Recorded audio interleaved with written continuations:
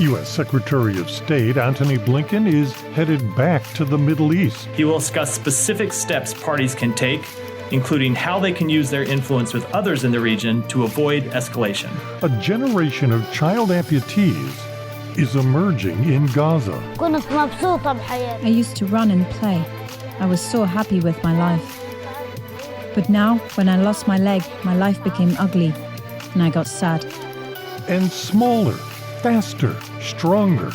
A new material for semiconductors will revolutionize all of your electronics. So this is really a paradigm shift. It's a different way of doing electronics. Today is Friday, January 5th, and this is VOA's International Edition.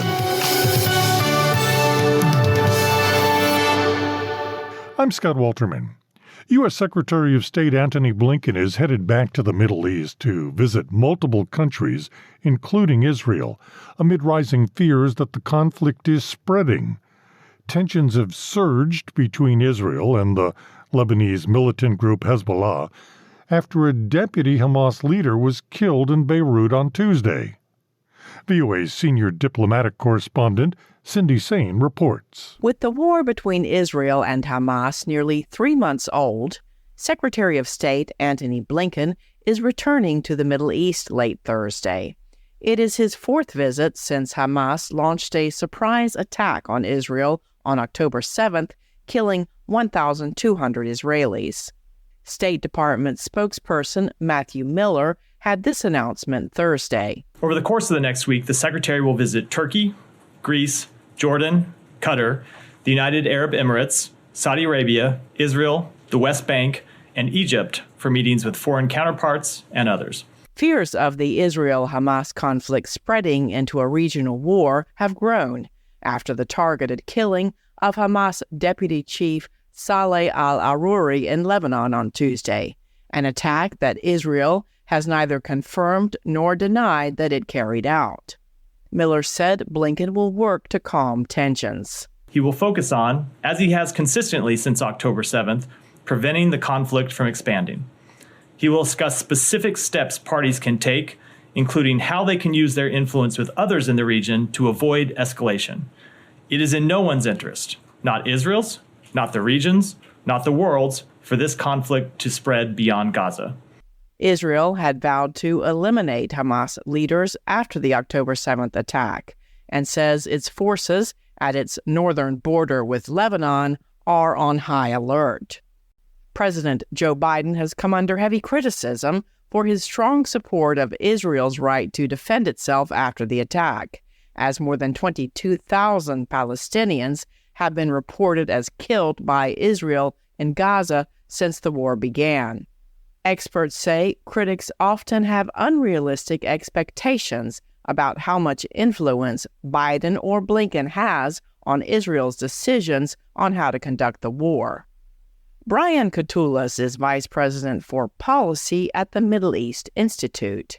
He spoke to VOA via Zoom. There's this myth that the United States has some magic button or lever that if we simply just cut off the delivery of shipment of certain weapons, or if we, as certain senators have said, we should just shut off the funding somehow for this, for Israel's efforts to defend itself, that somehow this will lead Israel to think differently about the threat environment it faces.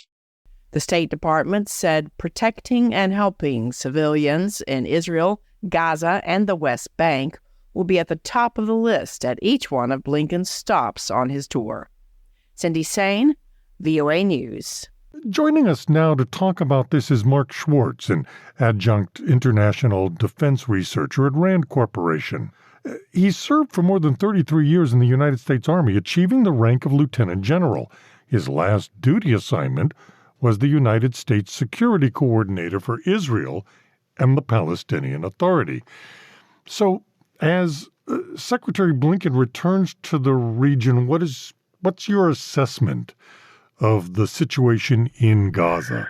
Well, I believe that based on some of the decisions that have been made militarily in the last week, particularly with regard to Israel pulling out, I think, upwards of 5 of their brigades and deactivating, I think, probably low thousands, but thousands of reservists is a good sign. And you are seeing a transition of the ongoing offensive in Gaza. The area that the IDF is currently focusing on is increasingly smaller as they've worked from north to south. And so they probably have assessed that they need a far less number of combat forces and combat support forces to continue on with their campaign and more precise targeting of Hamas militants as well as Hamas leadership inside of Gaza. So I think those are positive steps. And what about Secretary Blinken's visit? I think ideally the Secretary is going to continue to discuss and emphasize with Prime Minister Netanyahu and Gallant that they are still falling well short of their responsibilities to provide humanitarian assistance to the Palestinian population in Gaza. Candidly, I think the IDF has failed miserably here, and they're running out of excuses of why they are unable to provide humanitarian assistance. They made the decision about, 4 days ago now that they're going to allow the UK and a couple of other countries to bring in low draft maritime vessels to bring humanitarian aid into Gaza, from the Med, which is great. It's another access of which they can bring in aid. Why Israel hasn't reopened the Erez crossing or even a couple of the historical crossings in northern Israel to bring in humanitarian assistance so they have multiple supply lines to bring in assistance. I think that's a political decision. It's not an issue of the IDF and some of their commercial trucking capability to push the aid in. I know the international community, led by the United States, would proactively preposition humanitarian supplies to include, direly needed medical assistance into Israel if they were willing to bring that in. But I think politically Israel's unwilling to do that even now, which is unfortunate. So hopefully Secretary Blinken will discuss that. And then I guess the last one, I know there's been a lot of work going on between the United States National Security Council staff, obviously Maine State, as well as U.S. Embassy Jerusalem regarding the future of governance and security in Gaza once the major offensive operations have been completed, which is still multiple weeks, if not months away. But I think that's going to be a discussion too. In that regard, I saw today that Israel is still saying that they want the government there to be Palestinian, and then they have some conditions. How much say is Israel really going to have when that happens? Well, I think they're going to have 100% say in it, because the other option that they have available to them right now is they can have a enduring without an end state of IDF presence and military governance of the Gaza Strip, which I don't think is in the strategic interest of Israel. It certainly isn't in the strategic interest of the region. And so, what I expect to see happening, and with Secretary Blinken's visit, is the two most important Arab countries that need to be involved in both the governance and the vetting of security forces for the future of Gaza is the Kingdom of Jordan, and then closely followed by Egypt. And the fact that you've seen King Hussein visiting President El-Sisi in the last 10 days here, those are part of those discussions. And I say that in the order of Jordan, closely followed by Egypt, because the Kingdom of Jordan has 3 million Palestinians residing in the kingdom, and they more than any other Arab state have a vested interest in seeing the future of Gaza post Hamas succeed.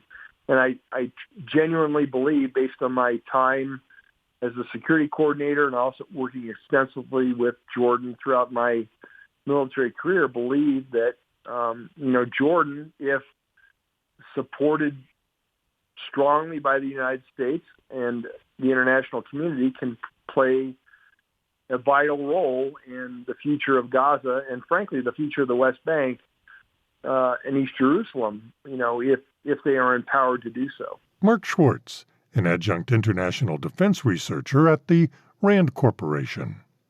Back to Gaza for this next story. We've been reporting about Israel's retaliatory blitz after Hamas's deadly October 7th attack and the damage it's done. Here's one of the effects. Reuters correspondent Sean Hogan reports that as explosive weapons tear through the densely packed high-rise housing in Gaza, a generation of child amputees is emerging from the rubble. 11-year-old Noor Ma'aruf is one of more than 1,000 Gazan children to have undergone leg amputations since the conflict with Israel escalated, according to UNICEF. Her left leg was almost entirely ripped off when her home in Jabalia, Gaza, was hit by an explosion in October. I used to run and play. I was so happy with my life. But now, when I lost my leg, my life became ugly, and I got sad. I hope I can get an artificial limb. A generation of child amputees is emerging in the enclave amid Israel's retaliatory blitz after Hamas's deadly October 7 attacks. It's led to blast and crush injuries as densely packed high-rise housing blocks are bombed. But doctors and aid workers say Gaza's collapsed medical system is ill-placed to give children the follow-up care needed. Poor hygiene and medicine shortages spell more complications and amputations on existing injuries. At the European hospital, nurse Wafa Hamdan provides as much care as she can. I try as much as I can to make things easier for them as a nurse. But no matter what you do, they have severe psychological problems. They feel incomplete with lots of pain. With that, we have shortages in painkillers, and they need them permanently. Experts say children with war-related amputations will need dozens of surgeries by the time they reach adulthood because the bone keeps growing. The Strip's main prosthetic limb centre, the Qatari-funded Hamad Hospital in Gaza City, was shuttered weeks ago after being hit by Israel, Gaza health authorities say. British emergency medicine doctor Chris Hook has just returned from working in Gaza. Many limbs that apparently have been saved will go on to require amputation, and many amputations and limbs that we think have been saved may still go on to die of the longer-term consequences of all of this. Israeli authorities have previously said they work to minimise harm to civilians. Israel's military spokesperson's unit pointed to what it called Hamas's strategy of the exploitation of civilian structures for terror purposes, but provided no specific comment on child amputees. Gaza's health ministry says the total recorded Palestinian death toll had reached over 22,000 by Thursday. That's almost 1% of its 2.3 million population. Reuters correspondent Sean Hogan. The conflict could be creating another supply chain shortage of goods, as most of the cargo shipping that would normally come through the Red Sea is now taking the longer route around the southern tip of Africa. Henry Ridgewell reports. Houthi rebels from Yemen have staged nearly 24 attacks on commercial vessels since mid-November. The militants claim they are targeting Israeli-linked vessels in support of Palestinians in Gaza. Shipping companies are increasingly rerouting away from the Red Sea and Suez Canal. The UN Security Council held a meeting on the attacks Wednesday amid warnings that global food security is at risk. Khaled Kiari is the Assistant UN Secretary General. And could potentially impact millions in Yemen, the region, and globally. The US ambassador singled out Iran for supporting the Houthis. The US ambassador, Chris Lu, singled out Iran for supporting the Houthis. Iran denies supporting the Houthi attacks in the Red Sea. Meanwhile, analysts warn the militants could step up their attacks. Again, Michelle Weiser-Bockman. The Houthis know exactly what they're doing by targeting commercial shipping because it's getting the headlines and generating the concern amongst world leaders that they want for their aims and ambitions to highlight their opposition to the war in Gaza. With shipping timetables disrupted, there are warnings that supply chain delays could last for several weeks or months. Henry Ridgwell, VOA News, London. We're following these other stories from around the world. The Islamic State group has claimed responsibility for the two explosions in Iran that killed nearly 90 people and wounded hundreds more at a memorial for Qasem Soleimani, a top commander who was killed in Iraq in 2020 by a U.S. drone. The U.S. military carried out a retaliatory strike in Baghdad on Thursday that killed a militia leader it blames for the recent attacks on U.S. personnel. At approximately 12 p.m. Iraq time, U.S. forces took necessary and proportionate action against Mushtaq Jawad Kazim al-Jawari, a.k.a. Abu Taqwa, who is a Harakat al-Najuba leader. Abu Taqwa was actively involved in planning and carrying out attacks against American personnel. The strike also killed another Han member. It is important to note that the strike was taken in self-defense, that no civilians were harmed, and that no infrastructure or facilities were struck. Pentagon spokesperson Major General Patrick Ryder. Iraqi police sources and witnesses say a drone fired at least 2 rockets in eastern Baghdad at a facility used by the Iraqi militia group. U.S. intelligence officials have determined that Russia has acquired ballistic missiles from North Korea and is looking to get close-range ballistic missiles from Iran as Moscow struggles to replenish supplies for its war with Ukraine. Gambia's immigration department has launched a manhunt for immigration smugglers after an increase in the death toll of Gambians attempting to cross the Atlantic Ocean into Europe. Some returnees are now holding workshops to tell the truth about the dangers of trying to leave the country this way. Sanu Tord reports from the capital, Banjul. Soccer players with Kachikali United in Banjul say their last prayers for their teammates Sharifo Sane, who goes by Amfal. Sane lost his life in October attempting to cross the Atlantic Ocean to reach Europe. Sane, together with 2 other teammates and about 200 others, left the Gambia via a fishing boat to the coast of Spain.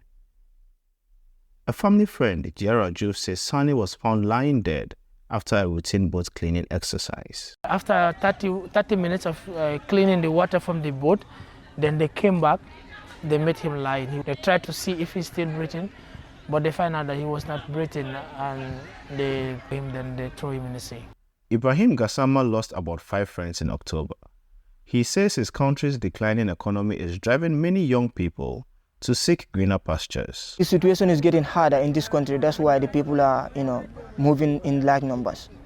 A group of returnees have joined the Youth Against Irregular Migrations, or YAME, founded by young people who attempted to migrate to Europe. Sana Anutot for VOA, Banjul, the Gambia.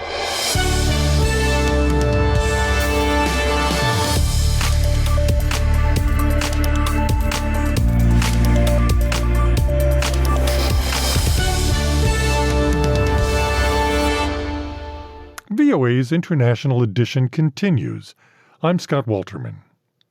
And finally, making your phones, your appliances, your cameras, all of your electronics smaller, your computers faster, everything more efficient and using less energy.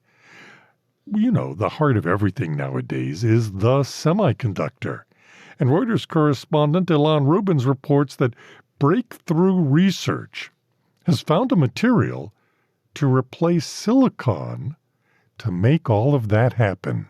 Researchers say they have created the first functional semiconductor made from graphene rather than silicon, heralding a new era of electronics and paving the way for smaller, faster, more efficient devices. Semiconductors, materials that conduct electricity under specific conditions, are foundational components of electronics. Nearly all modern electronics rely on silicon, a semiconductor which is reaching its limit in the face of ever faster computing. Researchers based in Atlanta in the US and Tianjin, China, may have found the solution to that: graphene semiconductors. The team's measurements showed that a graphene semiconductor has 10 times greater mobility than silicon, which translates to faster computing. Professor Walter De Heer leads the research. The good thing about graphene is not only can you make things smaller and faster and with less heat dissipation, you're actually using properties of electrons that are not accessible in silicon. So this is really a paradigm shift. It's a different way of doing electronics. Graphene is a form of carbon just 1 atom thick and yet 100 times stronger than steel. The team is hoping that their research could open a door for a major paradigm shift in producing electronics. Graphene is the next step. Who knows what the step's going to be after that, but there's a good chance that graphene can take over and be the paradigm for the next 50 years. Reuters correspondent Ilan Rubens. Just as an aside, the area just south of San Francisco is known as Silicon Valley because that's where the silicon semiconductor was invented. So maybe someday Atlanta will have a graphene neighborhood. This has been International Edition on the Voice of America. On behalf of everyone at VOA, thank you so much for joining us. For pictures, stories, videos, and more, follow VOA on your favorite social media platform and online at voanews.com. In Washington, I'm Scott Walterman.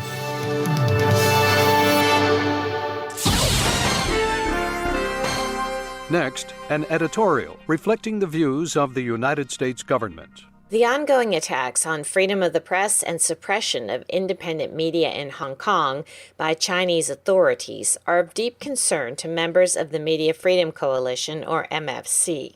Established in 2019, the MFC comprises 50 member states, including the United States, and advocates for media freedom around the world and for the safety of journalists. Local Hong Kong media have intensified self-censorship since the imposition of the national security law in June 2020, and prosecutions of media workers in connection with sedition legislation have increased. The Hong Kong authorities' prolonged prosecutions of journalists like the Stand News team and publishers such as Apple Daily founder Jimmy Lai creates a chilling effect on others in the press and media, warned the MFC in its statement. Mr. Lai was arrested and charged with 2 counts of conspiracy to collude with foreign forces, including calling for sanctions against Hong Kong and Chinese officials, following Beijing's crackdown on activists after the 2019 pro-democracy demonstrations in Hong Kong. The 76-year-old faces life in prison if found guilty of the charges. Mr. Lai is one of nearly 300 people arrested under these laws. Freedom of the press has been central to Hong Kong's success for many years, noted the MFC statement. Curtailing the space for free expression of alternative views weakens vital checks and balances on executive power. The free flow and exchange of opinions and information is vital to Hong Kong's people, business, and international reputation. We urge the Hong Kong and Chinese authorities to abide by their international human rights commitments and legal obligations, and to preserve Hong Kong's high degree of autonomy and respect for universal rights and freedoms, said the MFC statement. The members of the MFC expressed their commitment to always defend media freedom and freedom of expression, and continue to stand up for those who are targeted simply for exercising their human rights. That was an editorial reflecting the views of the United States government.